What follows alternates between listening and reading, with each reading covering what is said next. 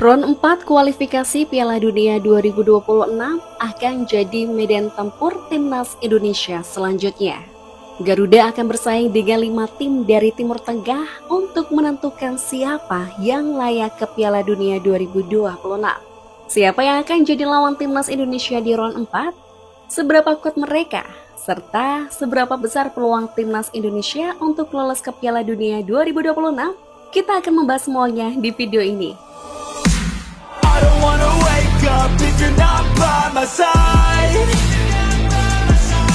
And I don't wanna wait, love, cause you're keeping me alive.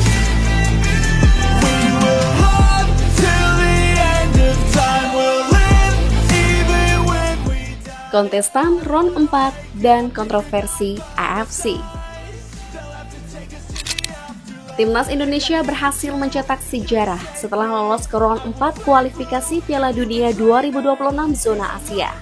Garuda akan bersaing dengan 5 negara Timur Tengah untuk memperebutkan 2 tiket lolos ke Piala Dunia 2026 serta 1 tiket ke playoff antar konfederasi.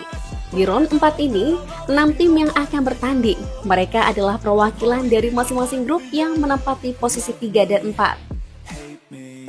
Dari grup A, 2 tim yang lolos ke Ron 4 adalah Uni Emirat Arab dan Qatar. Sementara Iran dan Uzbekistan menjadi wakil grup A yang berhasil lolos ke putaran final Piala Dunia 2026. Dari grup B, tim yang lolos ke Ron 4 adalah Irak dan Oman. Sementara 2 tim yang lolos ke putaran final Piala Dunia 2026 adalah Korea Selatan dan Jordania. Dari grup C, tim yang lolos ke Ron 4 adalah Arab Saudi dan Indonesia. Sementara Jepang dan Australia telah memastikan diri lolos ke putaran final Piala Dunia 2026. Pertandingan Ron 4 akan digelar pada 8, 11, dan 14 Oktober 2025 mendatang. AFC telah menetapkan Qatar dan Arab Saudi sebagai tuan rumah. Ada semacam konspirasi yang dilakukan AFC dalam penetapan tuan rumah Ron 4 ini. Awalnya AFC telah menetapkan seluruh pertandingan Ron 4 akan digelar di tempat netral. Namun secara tiba-tiba AFC mengubah agenda itu, lalu menunjuk Qatar dan Arab Saudi sebagai tuan rumah. Ketidakkonsistenan AFC ini langsung mendapatkan protes keras dari Indonesia dan Irak. 2 kontestan Ron 4 itu meminta AFC transparan dalam menunjuk tuan rumah Ron 4. Bahkan Erick Thohir secara langsung mengirimkan surat protes pada AFC dan FIFA, serta secara langsung mengajukan Indonesia sebagai calon tuan rumah Ron 4. Namun kita semua sudah bisa menebak endingnya. Keputusan AFC itu tidak akan berubah karena memang Qatar dan Arab Saudi punya uang dan kuasa yang membuat mereka jadi anak emas AFC.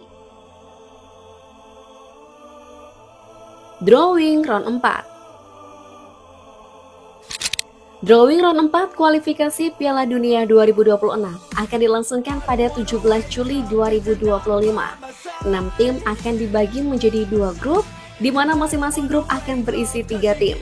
Sebelum dilakukan drawing, ke-6 kontestan ini akan dibagi menjadi 3 pot. Berdasarkan ranking FIFA terbaru, pot 1 ditempati oleh Qatar dan Arab Saudi. Pot 2 ditempati oleh Uni Emirat Arab dan Irak. Sementara pot 3 ditempati oleh Oman dan Indonesia. Pada Ron 4 ini, AFC membuat ketentuan. Tim yang berasal dari grup yang sama di Ron 3 tidak akan menepati grup yang sama di Ron 4. Itu artinya Indonesia tidak akan segrup dengan Arab Saudi karena berasal dari grup yang sama di Ron 3. Jadi bisa disimpulkan, Qatar lah yang akan jadi lawan Garuda dari pot 1. Sementara dari pot 2, salah satu dari Uni Emirat Arab dan Irak akan berada satu grup dengan Qatar dan Indonesia. Namun karena Uni Emirat Arab dan Qatar berada di grup yang sama ketika di Ron 3, maka bisa dipastikan Irak lah yang akan berada satu grup dengan Qatar dan Indonesia. Jika berdasarkan ketentuan bahwa tim dari grup yang sama di Ron 3 tidak akan segrup lagi di Ron 4, maka tak perlu menunggu tanggal 17 Juli. Kita sudah bisa menebak pembagian grupnya. Qatar, Irak, dan Indonesia akan berada di satu grup. Sementara grup lainnya akan diisi oleh Arab Saudi, Uni Emirat Arab, dan Oman. melihat lawan serta mengukur peluang Indonesia. Berada di grup yang sama dengan Qatar dan Irak tentu bukanlah grup yang mudah bagi Indonesia. Ini adalah grup neraka karena Indonesia harus menghadapi dua tim juara Asia. Dari semua calon lawan timnas Indonesia, Qatar akan jadi lawan terberat. Bukan karena kekuatan timnya yang superior seperti Jepang, namun karena kekuatan wasit yang selalu berpihak pada mereka. Kita bisa melihat peran wasit yang begitu besar di balik keberhasilan Qatar menjuarai Piala Asia 2023 lalu. Ketika menghadapi tim kuat, pemain lawan akan diberikan kartu merah, serta Qatar akan mendapatkan hadiah penalti. Bahkan di pertandingan sekelas final Piala Asia, Qatar mendapatkan 3 hadiah penalti dari wasit. Jika berkaca pada penampilan Qatar di round 3, performa tim berjuluk The Maroons ini tidak begitu istimewa. Mereka finish di posisi 4 klasemen grup A dengan raihan 13 poin. Dari 10 laga round 3, Qatar menderita 5 kekalahan termasuk kekalahan telak 5-0 dari Uni Emirat Arab. Meski begitu, kekuatan Qatar tidak bisa dianggap remeh, apalagi saat ini Qatar ditangani pelatih baru asal Spanyol Julen Lopetegui. Lopetegui dikenal memiliki CV mentereng sebelum menangani Qatar. Ia tercatat pernah menangani FC Porto, Sevilla, Real Madrid, Wolverhampton, West Ham, hingga timnas Spanyol. Prestasi tertingginya adalah saat mengantar Sevilla menjadi juara Liga Eropa tahun 2020 silam. Jika melihat secara keseluruhan, kekuatan timnas Qatar terletak pada lini serangnya. Mereka memiliki barisan penyerang hebat seperti Ed Nelson Jr., Almos Ali, hingga Akram Afif. Nama terakhir, Akram Afif, jadi pemain Qatar yang paling berbahaya. Di Piala Asia 2023 lalu, sayap kiri Al-Sadd itu keluar sebagai pemain terbaik sekaligus top skor Piala Asia dengan torehan 8 gol. Musim ini ia sudah mencetak 23 gol serta 22 assist untuk Al-Sadd di semua kompetisi.